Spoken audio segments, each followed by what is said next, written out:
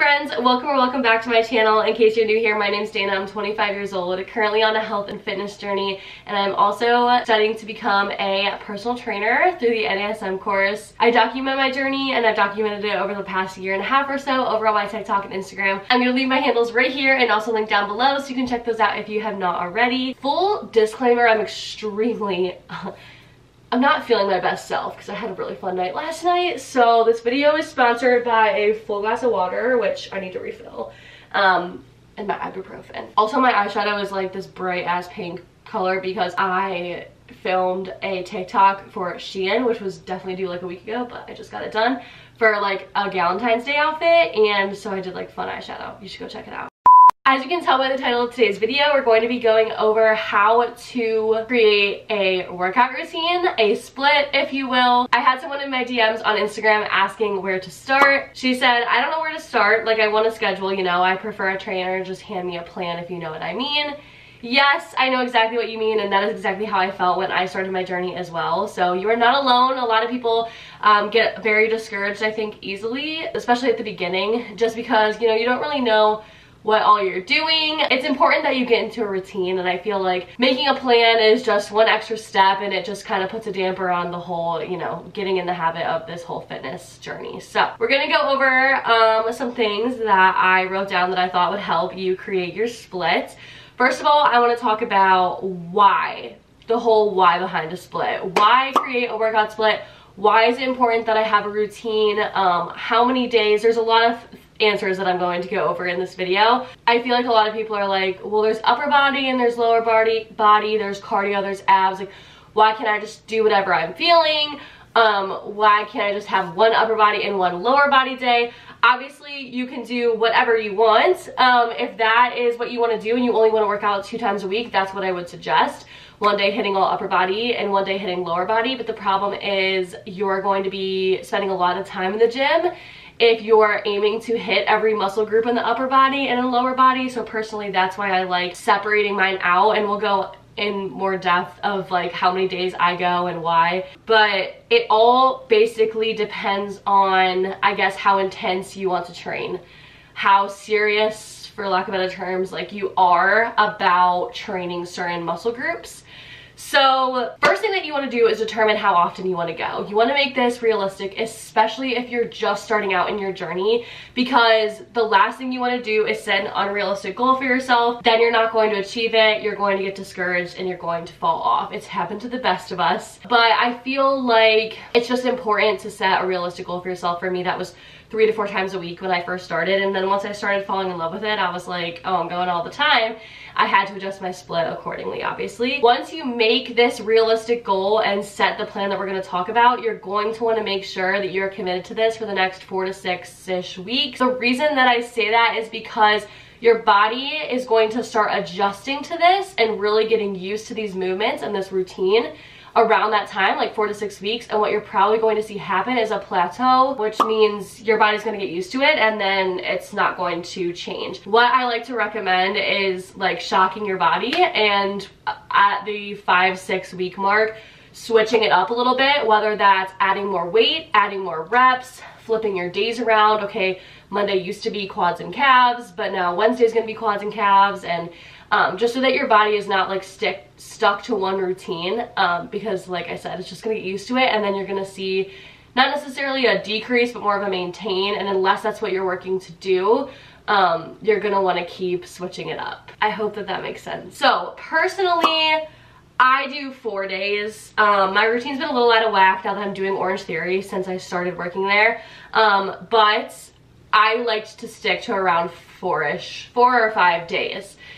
So for 4 days, my split was always split into 2 upper body and 2 lower body days. But upper body days were push and pull, and I'm gonna go into those in a sec. Lower body days were calves and quads, and then glutes and hamstring. I have seen people do all kinds of things. It doesn't really matter. I mean, it's just like personal preference, I guess, how you pair things. For me, glutes and hamstrings are the same exercises. Like, I personally don't think I would ever do quads on the same day I'm doing booty, but then you can get into the whole like compound movements, like lunges I would do on quad day, but they still work your booty. I don't know. So it can get confusing, but I like to just basically base it off of those 4 days. And if I was adding a 5th day, I would do like cardio, a little bit of abs, like maybe more like balance, stretching, like an active rest sort of thing. So I would only really be like pushing myself 4 days, and then 5th day I'd go move my body. And the other 2 days would be complete rest days. So push, what does push mean? Push day is going to be anything that you are pushing the weight away from you. Push day is usually chest, tris, and shoulders. I know people who separate chest, tris, and shoulders, 3 different muscles. Oh my god, what a mouthful. Chest, tris, and shoulders, I feel like I'm doing head, shoulders, knees, and toes, are all 3 different muscle groups, obviously, and 3 different muscle groups is a lot to hit in one day if you want to be there, like, in and out of the gym. It might not be very, like, it's kind of time consuming. So I know that some people separate, and for a while I was doing this as well, shoulders to be their own days, or maybe chest is their own day. But anyways, all those movements that you're doing, bench press, you're hitting chest, you're pushing the weight away. Triceps, you're pushing the weight down to hit this here. None of those probably make sense because I'm sitting down and I'm in a big baggy sweatshirt, but what else? Shoulders, you're pushing, okay? Pull day is going to be back and biceps. So you're pulling the weight. You're hitting bicep curls. Lat pull downs, you're pulling the weight. So that's a very easy way to remember. It did take me a few weeks. Like, sometimes I look at the machine and be like, oh, you're pulling the weight. Like, no, that's like definitely a back exercise. But once you get the mind to muscle connection down, it's going to be pretty straightforward. This also just kind of depends on how serious you are about hitting certain groups. So like, we're going to get into quad and glute dominant in a second, but if you are feeling like your quads need a little more work, you might still add quads into your glute days, kind of like I was talking about earlier. If you feel like your shoulders need a week off, skip the shoulders, do some super light work. You're still working your shoulders in compound movements. Okay, I'm like jumping all over the place right now. Let's backtrack here. First, let's talk about compound and isolated movements. Compound movements you're going to want to add at the very beginning of your workout. When your workout starts, you're going to want to start with 2 to 3 compound movements. What a compound movement is an exercise that you are hitting more than one muscle group. Squats, back squats, great example. You are engaging so much of your body, basically your entire lower body, even your back and abs a little bit, your core. You're working your hamstrings, your quads, your calves, I just pointed here for quads. Your quads, your calves, your hamstrings, your glutes. You're working a lot there to perform that squat. So that is a compound movement. Hamstring curls, for example, are only hitting hamstrings. So that's something that you're gonna save towards the end. Right now, I don't really remember the science behind that. I know there is a reason why you're gonna start with compound movements, but I didn't even question it. You're gonna start with about 2 to 3 compound movements, finish with 3 to 4 isolated movements, and you're golden. That goes for everything, not just lower body days, upper body days as well. So let's think of some examples. For upper body day, a compound movement would be a bench press because you are using lots more than just your chest. Something that might be isolated would be like a tricep push down. So you're only using those triceps to push that weight down. We just went over compound and isolated movements. The other thing I wanted to talk about was being quad or glute dominant. A good way to kind of figure out if you're quad or glute dominant, and you can also obviously Google this, but I know you're watching this video to find out why. So I'm gonna tell you all that I know so far with focusing on whether you're quad or glute dominant. When you do squats, hip thrusts, lunges, all of those compound movements that are lower body, do you feel more sore in your quads or your glutes? For me, I think that I'm quad dominant because I feel my quads working more when I'm doing those lower body compound movements, squats, lunges, hip thrusts. I feel like my quads work the most. That's where the mind to muscle connection is. For those of you that may not know the whole mind to muscle connection thing, it's basically, it's like even more simpler than it sounds. Like, you are literally just in your head while you're working out, you're focusing on hitting those muscles. So like when I'm doing lunges, I stare at my quads and I'm just like, what is pulling me up right now? What is stabilizing me? My legs, my quads, like that is what's working. It's just putting the mind to the muscle, connecting that, It's very important on certain movements because sometimes it's easy to use the wrong muscles. For example, lat pull downs, I was using my biceps to pull down for the longest time, and I was like, these are called bicep pull downs, these are called lat pull downs. So when you're pulling down the weight, you're using your lats. And for a very long time when I would do lat pull downs, I'd have to literally pretend like nothing else on my body worked. The only thing that could work were my lats, and I would think about my lats pulling that weight down, leading with my elbows. Any specific questions, I'd love to do more videos on this, but obviously like this video isn't all about mind to muscle connection, so I just wanted to hit that really quick for those of you that may be confused when I say that, because I know I was confused when I first heard that term. But like I said, it's even more simpler than you can imagine. Literally just connecting your brain to the part of your body that is moving and making sure that you're focusing on that certain muscle. Going back to the whole quad and glute dominant thing, I also feel like my glutes and hamstrings are the most sore when I'm done with a workout. So if you were hitting glutes, like if it was glute day and your quads were really sore, you're probably glute dominant because your quads, like, you were using your glutes and you weren't working them hard enough for them to be like tired and sore, so your quads are now sore, if that makes sense. Whatever muscle you're not sore, like, I don't know, that's how I feel like I would explain it. Maybe there might be some YouTube videos that might explain it better, or even Google. Like I said, I'm still kind of trying to figure out the whole science behind figuring out what it is. I think I'm making it more complicated than it actually is, but I also haven't like reached that point in my certification training yet, so there probably is something that goes over figuring that out. I know that there's like a way to test just like the way you squat and what muscles like work the most and stuff and that. So going over, so let's just review what we've talked about. We've talked about why doing a split, why is that important. We've talked about determining how often you want to go in a week and making it realistic. We talked about planning to stick to it for about 4 to 6 weeks because you don't want to plateau, obviously.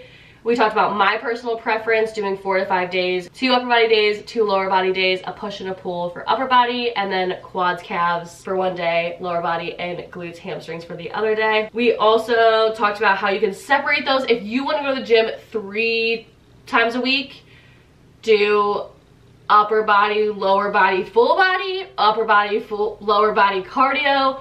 Whatever you want to do, just make sure you're hitting all those muscle groups. And another thing I wanted to talk about was like adding, like I know a lot of people that hit booty any lower body day they're doing.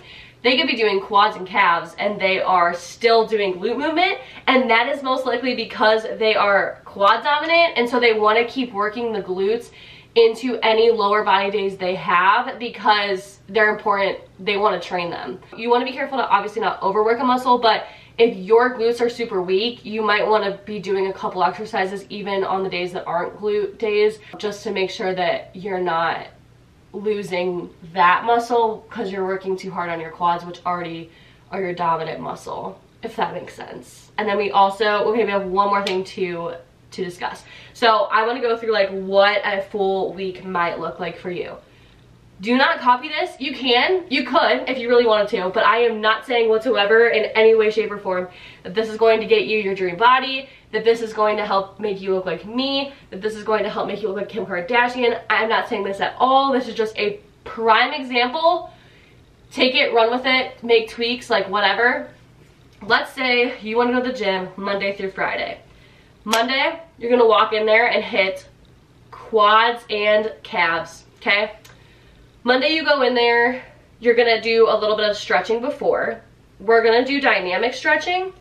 Dynamic stretching is like a bouncy, people call it like bouncing stretching, like there's other words for it.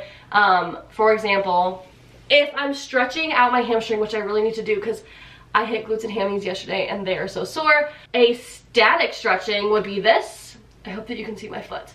We are just stretching, we're in one position. Dynamic stretching is like this, okay? We're doing some movement here. We might do some hip swings. We might do some band movement. Lots of different, you might warm up with like glute kickbacks.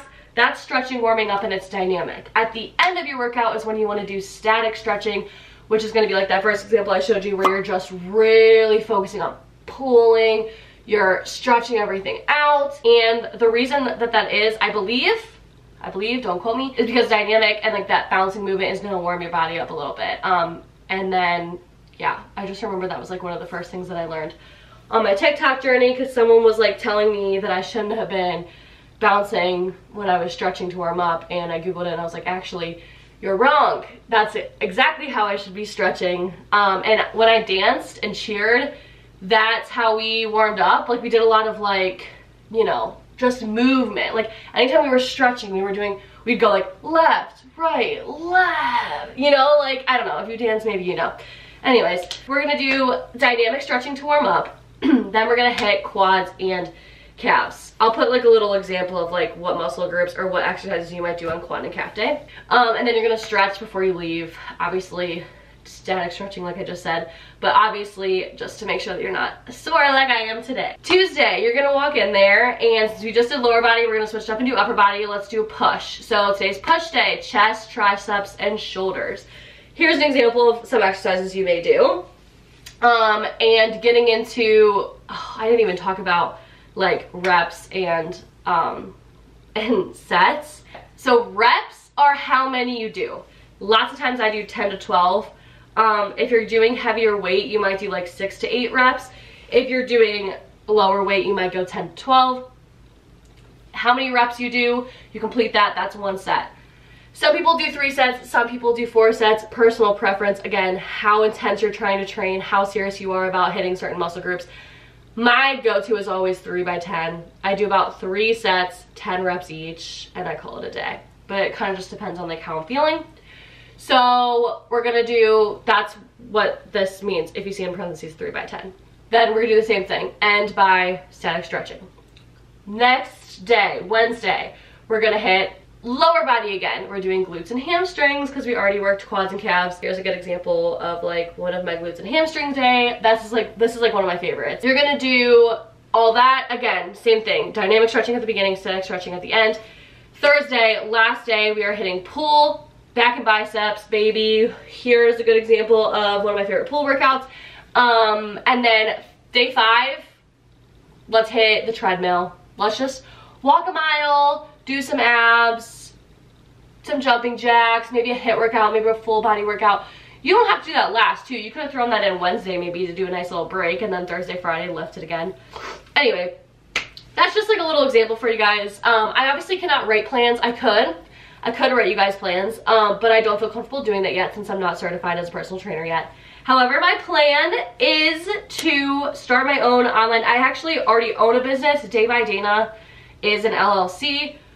So I do have the business. I just don't write plans yet. I will be online coaching, probably not only like online coaching individuals, but also like creating monthly workouts and selling those too. I think that would be like really cool just for you guys to feel, I don't know, like a little more connected to me. Like I want to feel like I am so connected to you guys. I already do feel like we engage a lot with each other. And if you're on YouTube with me, that just means that you are like, I consider you guys like my #1 people, because not a lot of people, like YouTube is my least amount of like traffic. I obviously have like the least amount of followers on this platform. Also, it was the first platform I started, so some of you might be like total OGs. I see you, I appreciate you. And if you're still watching, I love you. Make sure you hit that subscribe button if you haven't already. We're about to end this video, but I did just want to say, like, all of you that I really want to like be able to have the, oh my gosh, my battery's flashing. My battery died, so here I am, really just signing off with you guys. Wow. You might have not been able to notice my crazy eyeshadow at the beginning, but now you most certainly can.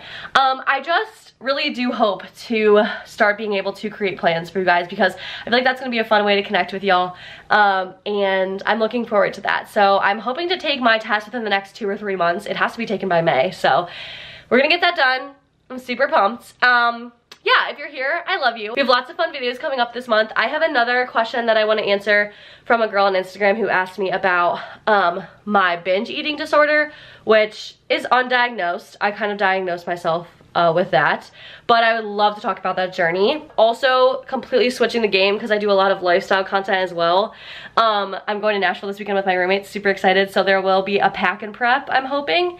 And then also our weekend in Nashville. So a little travel guide situation, just a fun vlog for you. Weekend in my life. So I'm looking forward to that. I hope you guys are too. So make sure you hit that subscribe button and stick around so you don't miss out. Any other questions that you may have, leave them below or slide into my DMs. I love doing these little Q&A, you know, like little chit chat action just to answer any questions that you may have. So let me know. Other than that, I'll see you guys in my next video. I love you all. Happy working out. Love you. Bye.